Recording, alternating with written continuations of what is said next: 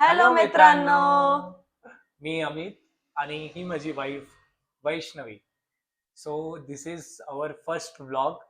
आपण पहिला व्लॉग करतोय आणि आज थोडस नर्वस पण आहे आणि बोलण्यासाठी खूप विचार करून बोलावं लागत आहे आणि काय बोलू मला समजत नाहीये. बट स्टील तुम्ही समजून घ्या आता, ठीक आहे. तू बोल. ऍक्च्युली आम्ही हा व्हिडिओ खूप दिवसापासून बनवण्याचा प्रयत्न करतोय. आज पण आम्ही सकाळपासून करतोय प्रयत्न, पण आजही आम्हाला कुठेतरी कॉन्फिडन्स नाही येत होता. पण आम्ही एकमेकांना मोटिवेट करून आज व्हिडिओ बनवतोय. पण ऍक्च्युली हा व्हिडिओ बनवण्याचा मोटो हा आहे की आम्हाला काही लोकांना मेसेज द्यायचा आहे.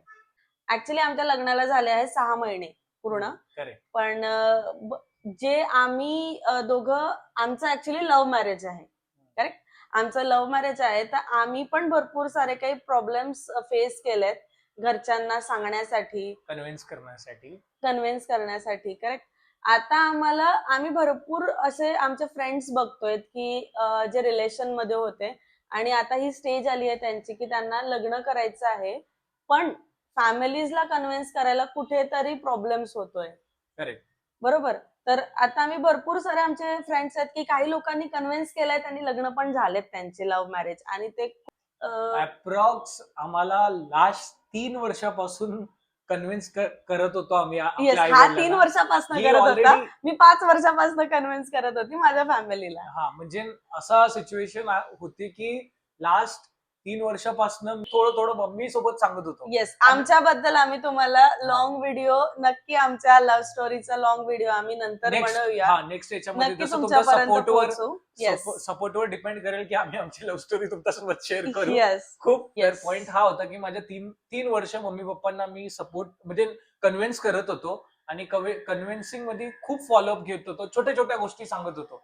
कधी मम्मी त्याला इग्नोर करायची, कधी हो पण म्हणायची, पण कधी तिचा असा विचार 10 वेळा विचारत होती की कसं करायचं, खरंच होते का आहे का ती, म्हणजे तिच्यामध्ये ती तुला सांभाळेल का, म्हणजे कधी कधी असं बोलत होतो. पण काय होत होतं, मम्मी तितकं कॉन्फिडेंटली तिच्या तर तिने ऑलमोस्ट सांगूनच दिलं होतं. हिच्या घरून तेवढं टेन्शन होतं, पण हिचे पप्पा, मग काका मावशी यांना तेवढं माहिती नव्हतं.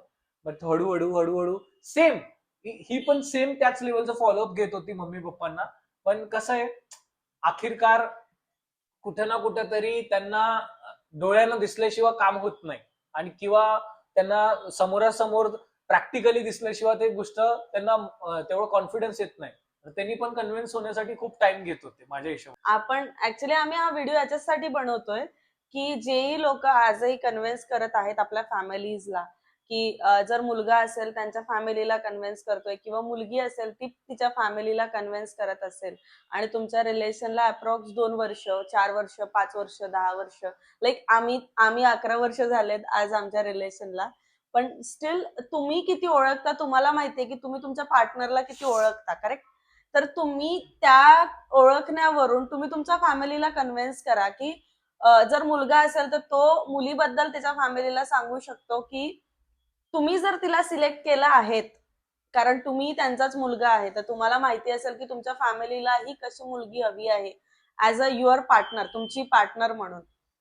तेही त्याच तुम्हाला ते दाखवून द्यायचं आहे की तुम्ही का बरं त्या मुलीला सिलेक्ट केलंय, काय आहे त्या मुलीमध्ये तुम्ही सिलेक्ट केलंय, की जे फॅमिली तुमच्यासाठी बघताय तर ती सून म्हणून कशी असेल, ती तुमची पार्टनर म्हणून कशी असेल. पहिल्यांदा हे तुम्हाला क्लिअर पाहिजे की Exactly. तुम्ही ऍज अ पार्टनर तिला लाईफ टाईम बघत आहात का, काय लेवलचं कॉन्फिडन्स आहे का. ऍज अ तीनही कंडिशन बघायचंय तुम्हाला. फिजिकली बघायचंय, मेंटली बघायचंय, फायनान्शियली बघायचंय, ऍज अ पार्टनर म्हणून पण बघायचंय. म्हणजे तुम्हाला तीनही साईडनं बघावं लागेल तेव्हा प्रत्येक रोल मध्ये ती तुम्हाला कन्वर्ट होईल. पहिले सगळ्यात इम्पॉर्टंट गोष्ट, पहिले तुम्हाला 101% कॉन्फिडन्स पाहिजे तुझ्या पार्टनरवर, तरच तुम्ही मम्मी पप्पांना कन्व्हिन्स करू शकाल. अदरवाईज नाही करत. जर तुम्ही किंतु परंतु आहात तर तुम्ही 100%, मी तुम्हाला सांगतो श्योरिटी, तुम्ही कन्व्हिन्सच करू शकत नाही. एक्झॅक्टली. चांगल्या गोष्टी सांगतात, वाईटही गोष्टी सांगा, चांगल्याही गोष्टी सांगा, पण सगळ्या गोष्टींमध्ये ट्रान्सपरन्सी ठेवा. हा, दोघंही जण एकमेकांच्या घरी फॅमिलीमध्ये ट्रान्सपरन्सी. कारण मुलीकडे पहिली गोष्ट बघितला जाते की मुलगा किती कमवतो, त्याच्याकडे स्वतःचं घर आहे काय, त्याच्याकडे प्रॉपर्टीज आहे, लाईक या सगळ्या गोष्टी. पण जर तो नसेल, जरी असेल जरी, इट्स अ नेक्स्ट पार्ट. पण तो व्यक्ती म्हणून कसा आहे किंवा ती व्यक्ती म्हणून कशी आहे हे तुम्हाला आधी घरच्यांना प्रेझेंट करावं लागेल. त्याच्यानंतर ते तुम्हाला एक्सेप्ट करतील असं आम्हाला वाटतं. कारण आम्ही आमच्या फॅमिलीला आधी व्यक्ती म्हणून प्रेझेंट केलं. त्याच्यानंतर करेक्ट. थोडा पेशन्स हवाय जेव्हा तुम्ही आई वडिलांना कन्व्हिन्स करता. होऊ शकते कास्टवर, होऊ शकते तुमच्या त्या मुलीच्या स्वभावावर पण असू शकते, मुलीच्या राहणीमानावर पण असू शकते, मुलीच्या शिक्षणावर पण असू शकते, तिच्या फायनान्शियली पण असू शकते, ती जॉब करते नाही करत. हे भरपूर साऱ्या गोष्टींना फॅक्टर्स असतात. आई वडील आज म्हणजे कसं आहे, आता वी आर फ्रॉम 90s, आपण 90s जनरेशन मध्ये येतो. पॉइंट काय, आपले आई वडील पण 80sच्या जनरेशन मध्ये येतात, 80-70sच्या. तर त्यांचं थिंकिंग ऑलरेडी कसं असतंय की पहिले त्यांनी बघणार फायनान्शियली स्ट्रॉंग आहे का नाही, घरचा बॅकग्राऊंड कसा आहे, ती मुलगीचा स्वभाव कसा आहे, आणि ती घरचे कामं वगैरे प्रॉपर करू शकते का, जेवण वगैरे व्यवस्थित बनवू शकते का, हे 4-5 फॅक्टर बघते. आणि तिच्यामध्ये किती प्रेम आहे आपल्या नवऱ्याबद्दल किंवा किती रिस्पेक्ट आहे ते बघतात. तर हे सगळ्या गोष्टी ना इम्पॉर्टंट आहे. तर हे सगळ्या गोष्टी तुम्हाला तुमच्या आई वडिलांना सांगायचं आहे स्टेप बाय स्टेप. आणि खूप इम्पॉर्टंट, पेशन्स ठेवा. एका दिवशी तुम्ही नाही करू शकणार कन्व्हिन्स, किंवा 2-3-5 महिन्यात 6 महिन्यात नाही करू शकणार. मी तुम्हाला लिहून देतो, जरी झाले तरी ते लॉंग टर्म मध्ये तितका तुम्हाला, मला असं वाटतं की आई वडील तितके कन्व्हिन्स नाही होणार. खूप त्याच्यानंतर तुम्हाला त्रास होऊ शकते त्यांना कन्व्हिन्स करण्यासाठी, कारण तुम्ही तुमच्या कामामध्ये बिझी असता. मम्मी पप्पा तुम्हाला तुमच्यासाठी रिस्पेक्ट करते, तर 100% मम्मी पप्पा पण थोडेसे कन्व्हिन्स होतील आणि त्यांना कॉन्फिडन्स येतील. होऊ शकते कधी मम्मी, कोणाचे पप्पा खूप जास्त स्ट्रिक्ट असतात, कोणाची मम्मी जास्त स्ट्रिक्ट असते, बट स्टील काय करायचं, या टाइमला ना त्यांना थोडा वेळ द्यायचा. पण मम्मी थोडस आपल्याला समजून घेते, पण पप्पा कधी समजून नाही घेत. कधी पप्पा समजून घेतात, मम्मी समजून नाही घेत. हे दोन्हीकडचं, कपल्सच्या घरी दोन्हीकडचं कुठे ना कुठेतरी हा बॅक पॉइंट असतो. पण तुम्हाला बघायचं आहे की जर पप्पाला कन्व्हिन्स करायचं तर मम्मी थ्रू हळूहळू, किंवा पप्पाला पण हळूहळू. आणि मम्मीला कन्व्हिन्स करायचंय तर पप्पाला थोडंसं तुम्हाला सांगावं लागेल, हळूहळू त्यांच्यासोबत बोलावं लागेल आणि नंतर कन्व्हिन्स करावं लागेल. कास्ट हा खूप मोठा फॅक्टर येतो, आय थिंक सो, या ह्याच्यामध्ये. बट स्टील आता तर हळूहळू सगळे लोक मॅच्युअर होत आहेत. इव्हन आई वडिलांना पण समजत आहे की आहे हे सगळ्या गोष्टी आहे, पण त्यांना समजत आहे की आजकालचं जे कंडिशन आहे, ज्या पद्धतीचं आपलं नेचर आहे, देतो बेटा, कंपॅरिझन होईल. करेक्ट. कंपॅरिझन खूप मोठ्या प्रमाणात होईल. आणि इथं डबल तेच गोष्ट येईल की तुम्ही आपल्या लाईफ पार्टनर बद्दल किती कॉन्फिडंट आहात, किती तिच्यासाठी तुमचं प्रेम आहे ते तिथं दिसून पडतं. हे लक्षात ठेवा. तुम्हाला असे पण ऑप्शन्स येतील, पण लक्षात ठेवा की स्वतःच जेवढं तुमचं आपल्या लाईफ पार्टनर बद्दलचं प्रेम आहे ना, ते नेव्हर गिव्हअपचं पाहिजे. जर तुम्ही कधीच गिव्हअप नाही करायचं, किती काही झालं तरी. बघा, आखिरकार एंड ऑफ द मुमेंट ते तुमचा प्रश्न आहे, पण तुम्हाला राहायचंय, तुम्हाला राहायचंय, तुम्ही कोणासोबत कम्फर्टेबल आहे तुम्ही बघा. पण जर तुम्ही प्रेम केलंय ना, तर त्याला आखरीपर्यंत निभवा, हेच माझं सजेशन राहील. येस. तुझं काय बोलणं याच्यावर? मला हेच म्हणायचं एक्झॅक्टली की तुम्ही लास्ट पर्यंत लढा त्या गोष्टीसाठी. म्हणजे कन्व्हिन्स करा. लढा म्हणजे आपल्याला कुठे युद्ध नाही करायचं, पण त्यांना समजवून, वाद करून होणार नाही. वाद करून त्या गोष्टी आणखी क्रिटिकल होईल.